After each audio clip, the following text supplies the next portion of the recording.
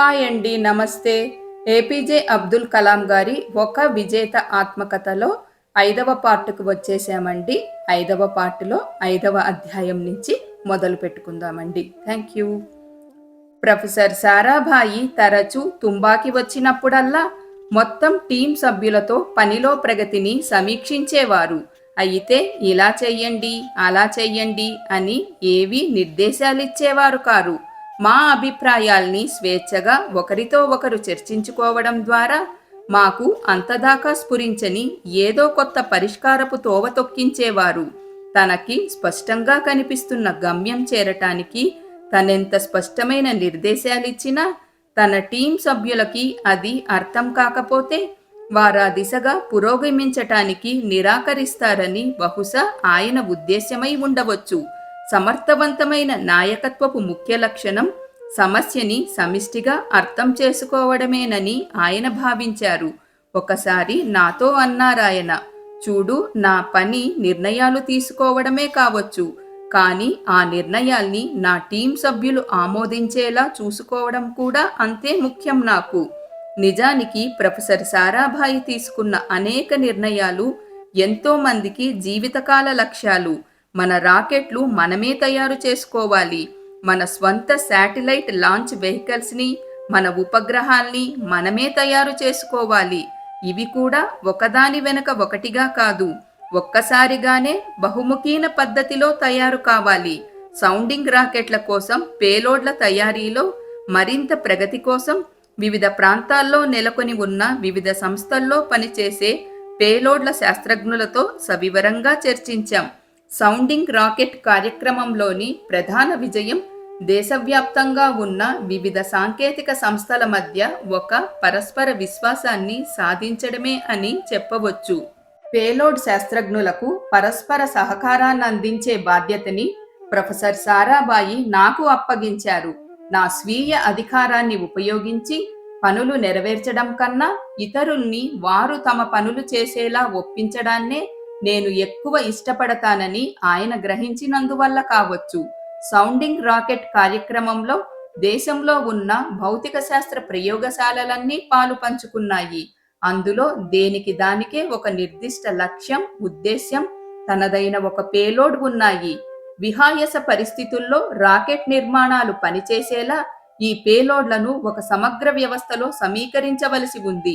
నక్షత్రాల్ని పరిశీలించటానికి మాకు ఎక్స్రే పేలోడ్లు అవసరం. ఊర్ధ్వ వాతావరణంలో వాయు సంయోజనాన్ని విశ్లేషించటానికి రేడియో తరంగ దైర్ఘ్యానికి అనుసంధించిన స్పెక్ట్రోమీటర్లకి బిగించిన పేలోడ్లు, పవనధర్మాల్ని తెలుసుకునే సోడియం పేలోడ్లు మాకు అవసరమయ్యాయి. వాతావరణంలోని వివిధ పొరల్ని పరిశీలించటానికి అయనోస్పియరిక్ పేలోడ్లు కూడా కావలసి వచ్చాయి. ఇందుకోసం నేను Tata institute of fundamental research, national physical laboratory, physical research ల్యాబొరేటరీలకు చెందిన శాస్త్రవేత్తలతోనే కాక యుఎస్ఏ, యుఎస్ఎస్ఆర్, ఫ్రాన్స్, జర్మనీ, జపాన్లకు చెందిన పేలోడ్ శాస్త్రవేత్తలతో కూడా సంప్రదించవలసి వచ్చేది. నేను తరచూ ఖలీల్ జిబ్రాన్ని చదువుతుంటాను. ఆయన వాక్యాలు గొప్ప వివేకంతో కూడి ఉంటాయి. ప్రేమ లేకుండా పెట్టిన రొట్టె చేదుగా ఉండటమే కాదు, అది ఆకలిని సగమే తీరుస్తుంది అన్నాడాయన. హృదయాలతో పనిచెయ్యని వాళ్ల విజయం బోలుగా ఉండటమే కాక అది తన చుట్టూ వెగటుతనాన్నే వ్యాపింపచేస్తుంది. నువ్వు డాక్టర్వో, లాయర్వో కావాలని రహస్యంగా తపిస్తూ పైకి మాత్రం రచయితగా రచనలు చేస్తున్నావనుకో, నీ అక్షరాలు నీ పాఠకుల ఆకలిని సగమే తీర్చగలుగుతాయి.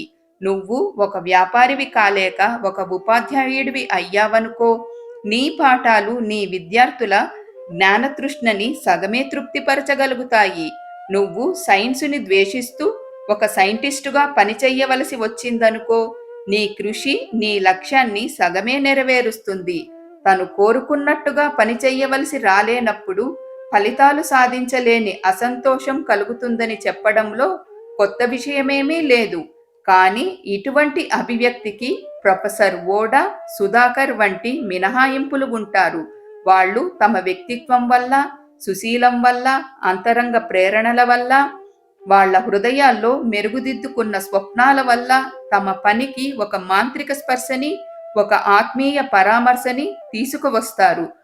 వాళ్ళు తమ పనిలో ఎంత భావోద్వేగంతో నిమగ్నులవుతారంటే వాళ్ళ విజయం ఏమాత్రం పలచబడ్డా వారు విషాదంలో మునిగిపోతారు.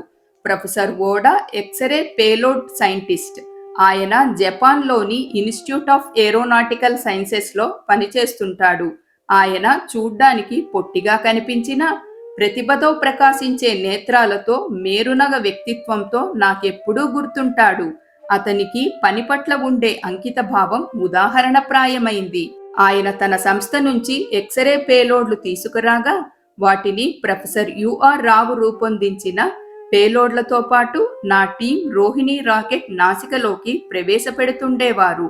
భూమికి 150 కిలోమీటర్ల ఎత్తుకి చేరిన తరువాత ఎలక్ట్రానిక్ టైమర్ ద్వారా మీటబడే విస్ఫోటనం ద్వారా ఆ నాసిక విడబడేది. అప్పుడు ఆ నాసిక గుండా ఎక్స్‌రే గ్రహణ సాధనాలు నక్షత్రాల నుండి వెలువడే రశ్మ్యుద్గారాల్ని పరిశీలించి అవసరమైన సమాచారాన్ని సేకరించటానికి వీలవుతుంది. ప్రొఫెసర్ ఓడా, ప్రొఫెసర్ రావు ఇద్దరూ కలిసి మేధా సంపత్తి, అంకిత భావాల అద్వితీయ సమ్మిళనంగా ఉండేవారు. అటువంటి కలయిక చాలా అరుదు. ఒకరోజు నేను నా టైమర్ సాధనాలతో పేలోడ్లను రాకెట్లో అమర్చుతున్నప్పుడు ప్రొఫెసర్ ఓడా తమ జపాన్ నుంచి తెచ్చిన టైమర్లను వాడవలసిందిగా నొక్కి చెప్పాడు. నాకవి బలహీనంగా అనిపించాయి. కానీ ప్రొఫెసర్ ఓడా ఇండియన్ టైమర్ల స్థానే జపనీయ టైమర్లను వాడి తీరాలన్నారు. నేను ఆయన సూచనలకు తలవొగ్గి టైమర్లను మార్చేశాను. కానీ టెలిమెట్రీ సంకేతాలు టైమర్లు పనిచేయడం లేనందున యంత్రాలు పనిచేయట్లేదని హెచ్చరించాయి. అప్పుడు ప్రొఫెసర్ ఓడా ఎంత డీలా పడ్డాడంటే ఆయన కళ్లల్లో నీరు చిమ్మింది. నేను ప్రొఫెసర్ ఓడా భావోద్వేగ ప్రతిస్పందనకు నిశ్చేష్టుడినయ్యాను. ఆయన తను చేస్తున్న పనిలో హృదయాన్ని, ఆత్మని పెట్టి పనిచేశాడని స్పష్టంగా చెప్పగలను. సుధాకర్ పేలోడ్ ప్రిపరేషన్ ల్యాబొరేటరీలో నా సహోద్యోగి. రాకెట్ విడుదలకు ముందస్తు దశలో భాగంగా మేం ప్రమాదకరమైన సోడియం థర్మైటులను కలుపుతున్నాము. ఎప్పటిలానే మామూలుగా తుంబాలో వేడిగా ఉక్కపోస్తూ ఉంది. మేము ఆ మిశ్రమాన్ని 6వసారి మళ్లీ కలిపాక అది సరిగా కుదురుకుందో లేదో చూడటానికని పేలోడ్ ఉన్న గదిలోకి వెళ్ళాం. హఠాత్తుగా అతని నుదిటి నుంచి ఒక చెమటబొట్టు సోడియం మిశ్రమంలో పడి మేమేమి జరుగుతుందో తెలుసుకునే లోపలనే పెద్ద విస్ఫోటనం జరిగి గదినంతా ఒక ఊపూపింది. నాకేమి చెయ్యాలో తెలియలేదు. మంటలు చెలరేగుతున్నాయి. సోడియం జ్వాలల్ని నీటితో ఆర్పలేం. ఆ కొలిమిలో చిక్కుకొని కూడా సుధాకర్ తన సమయస్ఫూర్తిని పోగొట్టుకోలేదు. అతను ఆ గదికున్న గాజు అద్దాల్ని తన చేతులతో బద్దలు కొట్టి నన్నందులో నుంచి బయటపడేసి తను కూడా ఆ వెనుకే బయటికి దూకేశాడు. రక్తం కారుతున్న అతని చేతుల్ని నేను కృతజ్ఞతతో స్పృశించాను. అంత బాధలో కూడా అతని మందహాసం చెరగలేదు. తన గాయాల నుంచి కోలుకోవటానికి అతను ఆ తర్వాత హాస్పిటల్లో ఎన్నో వారాలు గడపవలసి వచ్చింది. తుంబా రాకెట్ కేంద్రంలో రాకెట్ తయారీ పనులు, పేలోడ్లు సమకూర్చడం, పేలోడ్ అమరిక, విడివడగల నాసికల్ని అమర్చడం, పరీక్షించడం, మూల్యాంకనం మొదలైనవి నా పనిగా ఉండేవి. రాకెట్ నాసికలకు సంబంధించిన పనులు నన్ను సంయుక్త పదార్థాల రంగంలోకి తీసుకువెళ్ళాయి. దేశంలో వివిధ స్థలాల్లో జరిగిన పురావస్తు తవ్వకాలు బయటపెట్టిన ఒక అంశం ఎంతో ఆసక్తికరంగా ఉంటుంది. అదేమంటే భారతీయులు 11వ శతాబ్దం నాటికే కొయ్య, నరాలు, కొమ్ములు వంటి వివిధ పదార్థాలను ఉపయోగించి సంయుక్త ధనుర్బాణాల్ని తయారు చేయగలిగారు. ఆ తరువాత 500 ఏళ్లకి గాని యూరోప్లో అది సాధ్యం కాలేదు.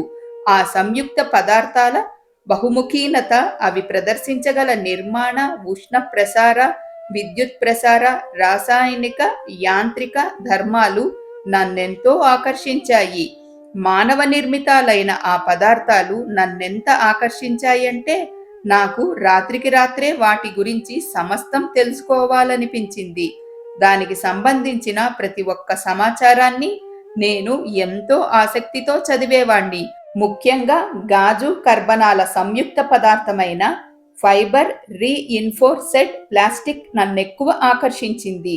ఎఫ్ఆర్పి పదార్థం ఏదన్నా ఒక నిర్మాణంలో ఒక నిర్జీవ పదార్థాన్ని కూరడం ద్వారా బలంగా తయారయ్యే పదార్థం. 1969 ఫిబ్రవరిలో తుంబా కేంద్రాన్ని అంతర్జాతీయ అంతరిక్ష శాస్త్రీయ సమాజానికి అంకితం చెయ్యటానికి ప్రధానమంత్రి ఇందిరాగాంధీ తుంబా వచ్చారు. అప్పుడు ఆమె మా లాబొరేటరీలో మొదటి ఫిలమెంట్ వైండింగ్ యంత్రాన్ని ప్రారంభించారు. ఇది మా టీం సభ్యులు సిఆర్ సత్య, పిఎన్ సుబ్రమణియన్, ఎంఎన్ సత్యనారాయణలతో పాటు నాకెంతో తృప్తినిచ్చింది. మేం అయస్కాంతరహిత పేలోడ్ల అమరికను నిర్మించటానికి బలమైన గాజుగుడ్డ లామినేషన్లను తయారు చేసి 2 దశల సౌండింగ్ రాకెట్లలో ప్రయోగించేవాళ్లం. 360 మిల్లీమీటర్ల వరకు వ్యాసం గల మోటార్ కేసింగుల రాకెట్లను వైండింగ్ చేసి పరీక్షించేవాళ్లం. నెమ్మదిగా తుంబాలో 2 భారతీయ రాకెట్లు నిర్మాణమయ్యాయి. ఆకాశరాజు ఇంద్రుడి కొలువులో దేవనర్తకులైన అప్సరసల పేరిట వారికి రోహిణి, మేనక అని పేర్లు పెట్టారు. భారతీయ పేలోడ్లను ఫ్రెంచ్ రాకెట్లు ప్రయోగించాల్సిన అవసరం ఇంకెంత మాత్రం లేకపోయింది. విశ్వాసం, అంకిత భావాల వాతావరణాన్ని ప్రొఫెసర్ సారాభాయి అంతరిక్ష సంఘంలో కల్పించకపోయుంటే ఇది సాధ్యపడి ఉండేదా? ఆయన ప్రతి ఒక్కరి జ్ఞానాన్ని, నైపుణ్యాల్ని ఉపయోగంలో పెట్టారు. ఎవరికి వారే సమస్యకి పరిష్కారం వెతుక్కునేటట్లు చేశారాయన. టీం సభ్యులందరి భాగస్వామ్యం వల్ల ఆ పరిష్కారాలు తక్కిన సభ్యులందరి విశ్వాసాన్ని, ఆమోదాన్ని చూరగొనటంతో కార్యక్రమం అమలు చెయ్యటానికి పూర్తి అంకిత భావం సాధ్యపడింది. అయితే తను ఆశాభంగం చెందినప్పుడు ఆయన అది దాచుకోవాలని చూసేవాడు కాడు. మాతో నిజాయితీగా, నిష్పక్షపాతంగా మాట్లాడేవాడు. ఒక్కొక్కప్పుడు బయటున్న దానికన్నా వాస్తవాల్ని మరింత ఆశావహంగా ఉన్నట్లుగా తన మాంత్రిక వాక్కులతో మమ్మల్ని ఒప్పించేవాడు. అభివృద్ధి చెందిన దేశాల నుంచి మాతో కలిసి పనిచెయ్యటానికి ఎవరో ఒకరిని మా డ్రాయింగ్ బోర్డు దగ్గరికి తీసుకొచ్చేవాడు. ఆ విధంగా మా శక్తి సామర్థ్యాలకు సున్నితమైన సవాలు విసిరేవాడు. అటువంటప్పుడు మేము కొన్ని పనుల్లో విఫలమయ్యామే అనుకోండి, అప్పుడు కూడా మేము చెయ్యగలిగినంత మేరకు మమ్మల్ని ప్రశంసించకుండా వదిలేవాడు కాడు. ఎవరైనా తగినంత సామర్థ్యం కానీ, నైపుణ్యం కానీ లేకుండా తనకిచ్చిన పనిలో మరీ దూకుడుగా పోతుంటే అతనికి వేరే పని సున్నితంగా అప్పగించి అతన్నించి తగినంత రాబట్టే ఏర్పాటు చేసేవాడు. తుంబా కేంద్రం నుంచి 1967 నవంబర్ 20న మొదటి రోహిణి 75 రాకెట్ ప్రయోగించబడే సమయానికి మాలో ప్రతి ఒక్కరం ఆయన గాడిలో పడ్డాం. మరుసటి ఏడాది మొదట్లో ఆయన నన్ను ఢిల్లీ వచ్చి తనని కలుసుకోవాల్సిందిగా కబురు చేశారు. అప్పటికి నేను ప్రొఫెసర్ సారాభాయి పని పద్ధతికి అలవాటు పడ్డాను. నేను ఢిల్లీ చేరగానే ప్రొఫెసర్ సారాభాయి కార్యదర్శిని సంప్రదించగా తెల్లవారుజాము 3:30కు ప్రొఫెసర్ని హోటల్ అశోకా వద్ద కలవవలసిందిగా తెలియచేశాడు. దక్షిణ దేశపు వెచ్చదనం అలవాటైన నాలాంటి వాడికి, ఢిల్లీ అంతగా పరిచయం లేనివాడికి, అక్కడి వాతావరణం అంతగా అలవాటు లేనివాడికి రాత్రి భోజనం ముగించుకొని ఆ హోటల్ సోఫాల్లో నిరీక్షించడమే శరణ్యమనుకున్నాను. మొదటి నుంచి దేవుణ్ణి నా కార్యకలాపాల్లో భాగస్వామిగా నమ్మినవాణ్ణి. పనిలో ఉత్తమ ఫలితాల్ని సాధించడమనేది నా శక్తికి మించిన పని అని ఎరిగి ఉన్నవాణ్ణి కనుక దేవుడు మాత్రమే ఆ శక్తినివ్వగలడని తెలిసి సహాయం కోసం ఆయన్ని అభ్యర్థిస్తూ ఉంటాను. నా సామర్థ్యాన్ని అంచనా వేసుకుని దాన్ని మరొక 50% పెంచి నన్ను దేవుడి చేతులకి ఒప్పచెప్పుకుంటాను. ఈ భాగస్వామ్యంలో నేనెప్పుడు నాకు కావలసిన శక్తిని పొందడమే కాక అది నా ద్వారా నిజంగా ప్రసరిస్తున్న అనుభూతి కూడా పొందాను. నీ లక్ష్యాల్ని, నీ స్వప్నాల్ని సాధించుకోవటానికి, సహకరించటానికి దేవుడి రాజ్యం నీలోనే ఈ శక్తి రూపంలో ఉందని నేను నిశ్చయంగా చెప్పగలను. ఈ అంతఃశక్తి ప్రతిస్పందన వివిధ రకాలుగా వివిధ స్థాయిల్లో సూక్ష్మతరంగా అనుభవమవుతూ ఉంటుంది. కొన్నిసార్లు ఆయనతో మన మృదు పరిస్పర్శ మనం సంసిద్ధులుగా ఉన్నప్పుడు అంతర్దృష్టితో, వివేకంతో నింపుతుంది. ఇది ఎవరో ఒక మనిషి ద్వారా మనని చేరవస్తుంది. అది ఒక మాట, ఒక ప్రశ్న, ఒక కవళిక, చివరికి ఒక వీక్షణం ఏదన్నా కావచ్చు. చాలా సందర్భాల్లో అది ఒక పుస్తకం రూపంలో, లేదా ఒక సంభాషణ, ఒక పదప్రయోగం, లేదా ఒక కావ్యం నుంచి ఒక పంక్తి, అదీ కాకపోతే ఒక చిత్తరువుని చూడటం ద్వారా కావచ్చు. ఏ విధమైన ముందస్తు హెచ్చరిక లేకుండానే కొత్తదేదో నీ జీవితంలోకి చొరబడుతుంది. ఒక నిర్ణయమేదో రహస్యంగా జరిగిపోతుంది. అదేమిటో మొదట్లో నీకెంత మాత్రమూ తెలియకపోయినా సరే. ఆ విలాసవంతమైన లౌంజ్ని నేను కలియ చూశాను. ఆ పక్కన సోఫా మీద ఎవరో ఒక పుస్తకం వదిలిపెట్టి వెళ్లారు.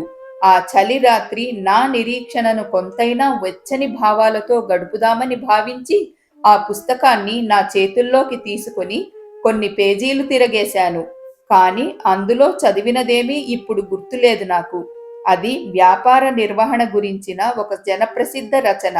నిజానికి ఆ పుస్తకాన్ని చదువుతున్నాననలేను. కేవలం పేజీలు పైపైనే చూస్తున్నాను. హఠాత్తుగా నా చూపులు ఆ పుస్తకంలోని ఒక పేరా మీద ఆగాయి. అది జార్జ్ బెర్నార్డ్ షా నుంచి కొటేషన్. ఆ మాటల సారాంశమేమిటంటే, వివేకవంతులు తమని ప్రపంచానికి అనుగుణంగా సర్దుకుంటారు. కేవలం అవివేకులు మాత్రమే ప్రపంచాన్ని తమకనుగుణంగా సరిదిద్దాలని పట్టుబడతారు అని. ప్రపంచంలో సాధ్యమైన ప్రగతి అంతా ఈ అవివేకుల విలక్షణ అవిధేయ కార్యకలాపం వల్ల మాత్రమే సాధ్యపడిందని. నేనా పుస్తకాన్ని బెర్నార్డ్ షా వాక్యాలున్న దగ్గర నుంచి చదవడం కొనసాగించాను. ఆ రచయిత పరిశ్రమలోనూ వాణిజ్యంలోనూ నూతన కల్పనలనే భావన చుట్టూ అల్లిన మిథ్యాభావనల్ని వివరిస్తున్నాడు. వ్యూహాత్మక ప్రణాళిక అనే మిథ్యాభావన గురించి ఆ రచయిత రాసింది చదివాను. సాధారణంగా అనేదేమిటంటే, గణనీయమైన వ్యూహాత్మక సాంకేతిక ప్రణాళిక వల్ల మన ఫలితాల్లో ఆశ్చర్యం కలిగించే ఇబ్బందులు తగ్గుతాయని. రచయిత ఏమంటాడంటే, ఒక ప్రాజెక్ట్ మేనేజర్ అనిశ్చితతని, సందిగ్ధతని ఎదుర్కోవడం నేర్చుకోవలసి ఉంటుందని. ఆర్థిక విజయానికి లెక్కలు కట్టే సామర్థ్యమే ముఖ్యమనడం మిథ్యాభావన అని ఆ రచయిత భావించాడు. జార్జ్ బెర్నార్డ్ షా మాటల్ని ఆయన ఈ మిథ్యాభావనకు ప్రతిగా ప్రతిపాదించాడు. తక్షణమే అమలుపరచగలిగే ఒక మంచి ప్రణాళిక మరుసటి వారం అమలుపరచాలనుకునే పరిపూర్ణ ప్రణాళిక కన్నా మెరుగైందనే భావన అటువంటి అపోహ అని ఆయన వాదన. విజయం పొందాలంటే తన ప్రయత్నాల్ని జాగ్రత్తగా వినియోగించాలనుకోవాలన్న ఆలోచనే ఒక అపోహ అని రచయిత అభిప్రాయపడ్డాడు. అటువంటి జాగ్రత్త కాగితాల మీదనే పనిచేస్తుంది కానీ నిజ ప్రపంచంలో మాత్రం నష్టపోతుందని ఆ పుస్తకం చెప్పింది. మరొక 3 గంటల తరువాత సంభవించబోయే కలయిక కోసం హోటల్ లౌంజ్లో అర్ధరాత్రి 1 గంటకి నిరీక్షించడం నాకు గాని ప్రొఫెసర్ సారాభాయికి గాని ఆమోదయోగ్యమైన అంశం కాదు. కానీ ప్రొఫెసర్ సారాభాయి వ్యక్తిత్వంలోని విలక్షణత కనపడేది అక్కడే. ఆయన తగినంత సిబ్బంది లేకుండా విపరీతమైన పని ఒత్తిడితో భారతీయ అంతరిక్ష పరిశోధనని జయప్రదంగా నిర్వహిస్తున్న వ్యక్తి అని మరవలేం. హఠాత్తుగా నా ఎదురుగా సోఫా మీద మరొకరెవ్వరో వచ్చి కూర్చున్నట్టు నేను గమనించాను. అతను మెరిసే నేత్రాలతో, సున్నితమైన హావభావాలతో కనిపించాడు. నాలా ఎలా పడితే అలా ధరించే దుస్తుల్లాంటివి కాక మంచి దుస్తులు ధరించి ఉన్నాడు. అర్ధరాత్రి ఆ వేళప్పుడు కూడా అతను చురుగ్గా, ఉల్లాసంగా ఉన్నాడు. నా ఆలోచనల నుంచి నన్ను బయటకు పడవేసిన వింత ఆకర్షణేదో అతనిలో ఉంది. నేను మళ్ళా పుస్తకంలో పడబోయేలోగా ప్రొఫెసర్ సారాభాయి నా కోసం వేచి ఉన్నారని కబురు వచ్చింది. నేనా పుస్తకాన్ని సోఫా మీద ఎక్కడ్నించి తీశానో అక్కడే ఉంచేశాను. నాతో పాటు సోఫాలో కూర్చున్న వ్యక్తికి కూడా లోపల నుంచి పిలుపు రావడం నన్ను ఆశ్చర్యానికి గురి చేసింది. ఎవరతను? నా ప్రశ్నలకు జవాబు దొరకడానికి ఎంతోసేపు పట్టలేదు. మేము కూర్చోబోయే లోపే ప్రొఫెసర్ సారాభాయి మమ్మల్ని ఒకరినొకరిని పరిచయం చేశారు. ఆయన వైమానిక దళ స్థావరం నుంచి వచ్చిన group captain V S Narayanan. Professor Sarabhai మా ఇద్దరికీ కాఫీ తెమ్మని చెప్పి మిలిటరీ విమానాల కోసం రాకెట్ ఆధారిత గమన వ్యవస్థని అభివృద్ధి చెయ్యటానికి తన ప్రణాళికని బయటికి తీశారు.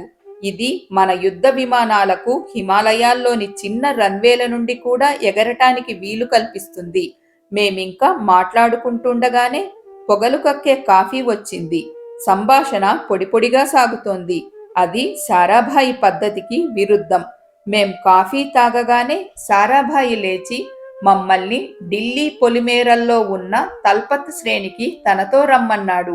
మేం లాబీ గుండా వెళ్తున్నప్పుడు ఆ పుస్తకాన్ని ఎక్కడ వదిలిపెట్టానో ఆ సోఫా కేసి చూశాను. అక్కడ ఆ పుస్తకం లేదు. ఆ పర్వత శ్రేణికి గంటసేపు ప్రయాణం.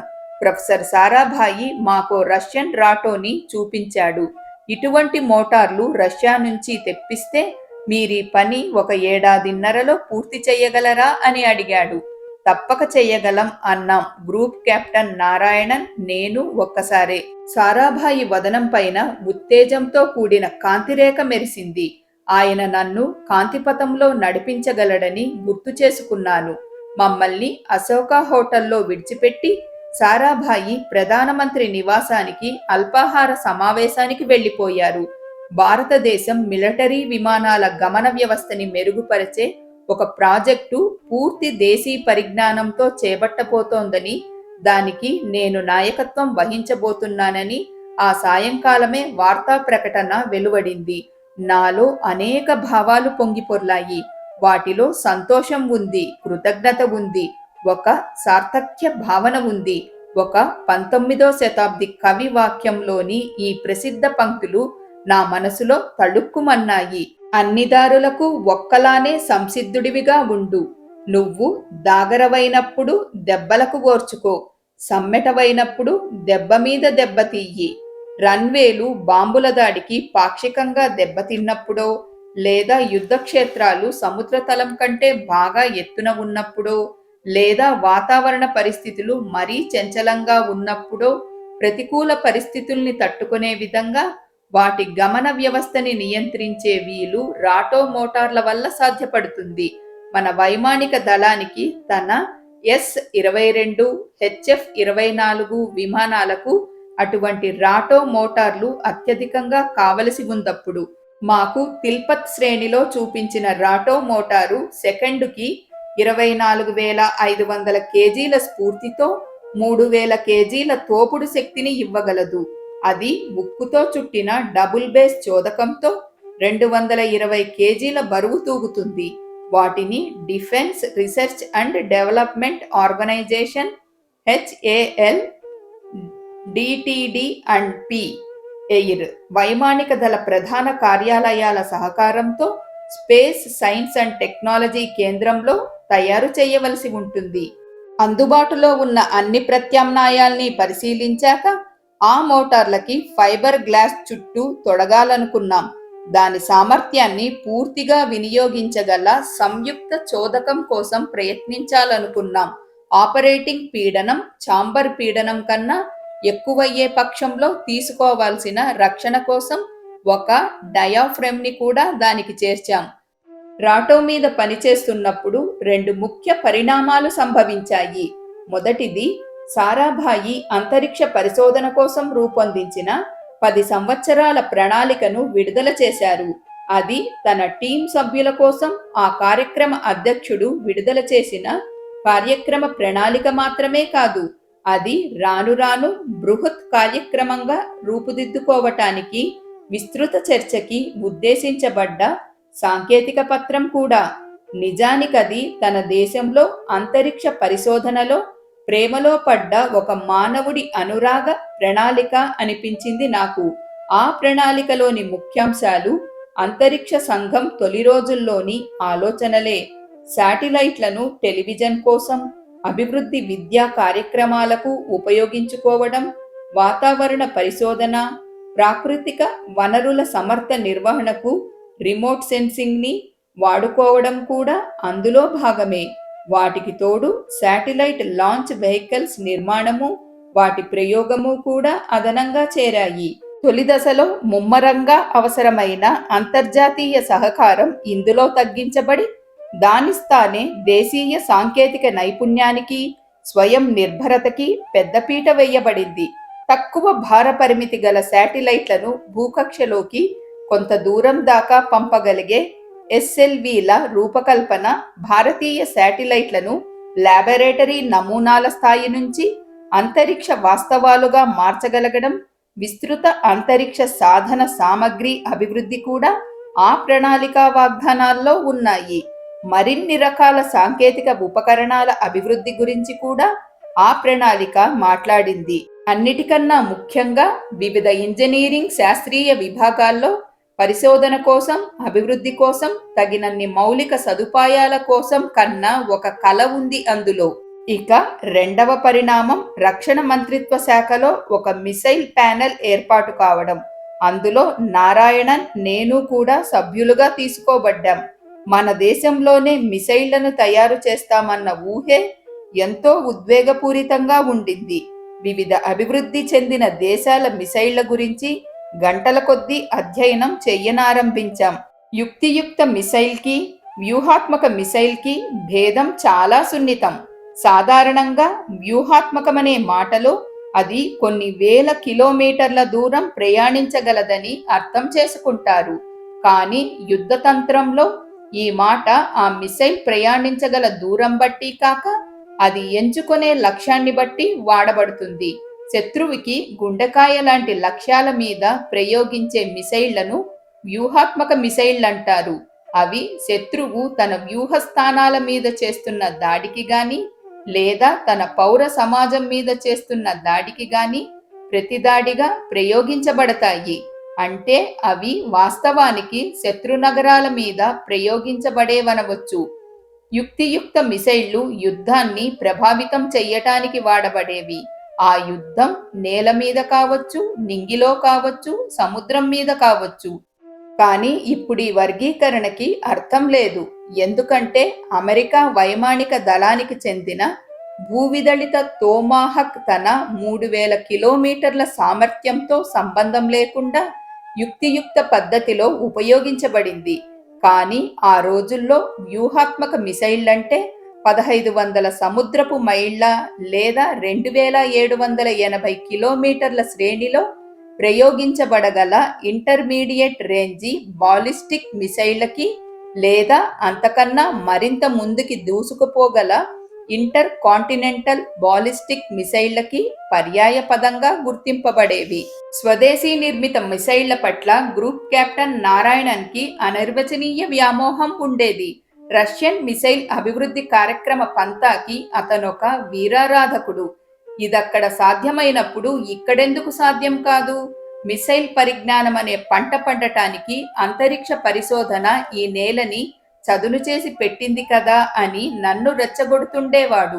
1962లో 1965లో జరిగిన యుద్ధాల చేదు అనుభవం భారతీయ నాయకత్వానికి యుద్ధ సామగ్రి, ఆయుధ సంపత్తి అంశాల్లో స్వయం సామర్థ్యాన్ని పెంపొందించుకోవటానికి స్వేచ్ఛ లేకుండా చేసింది. తమ వ్యూహాత్మక స్థావరాల్ని కాపాడుకోవటానికి యుఎస్ఎస్ఆర్ నుంచి పెద్ద ఎత్తున నేలమించి నింగికెగరగల మిసైళ్లను దిగుమతి చేసుకోవాల్సి వచ్చింది. ఆ సమయంలో గ్రూప్ కెప్టెన్ నారాయణన్ మన దేశంలోనే మిసైళ్లను తయారు చేసుకోవాల్సిన ఆవశ్యకత గురించి ఉద్విగ్నపూరితంగా వాదించేవాడు. రాటో మోటార్ల మీద, మిస్సైల్ ప్యానెల్ మీద పనిచేస్తున్నప్పుడు నేను, నారాయణన్ వంతుల వారి గురు శిష్య పాత్రని పోషించేవారం. అతను రాకెట్ శాస్త్రం గురించి తెలుసుకోవాలనుకునేవాడు. నేను వాయవ్య ఆయుధ వ్యవస్థ గురించి తెలుసుకోవాలనుకునేవాణ్ణి. నారాయణన్కి పనిలో ఉన్న గాఢత గాని, దాన్ని అనువర్తింప చేయడంలో అతను చూపించే తెగువ కాని నాకు ఉత్తేజాన్నిస్తూ ఉండేవి. ప్రొఫెసర్ సారాభాయి మమ్మల్ని తిల్పత్ శ్రేణికి తీసుకువెళ్లి చూపించినప్పటి నుంచి నారాయణన్ రాటో మోటార్ల పనిలో నిమగ్నుడయ్యే ఉన్నాడు. కావలసిన ప్రతిదీ అతను అక్కడ ముందే సంసిద్ధపరిచి ఉండేవాడు. ఆకస్మిక వ్యయం నిమిత్తం 75 లక్షల నిధిని సంపాదించాడు. నువ్విది కావాలని చెప్పు, తీసుకొస్తాను, కానీ కాలాన్ని వెనక్కి తెమ్మని మాత్రం అడక్కు అనేవాడు. ఒక్కొక్కప్పుడు నాకతని అసహనం నవ్వు తెప్పించేది.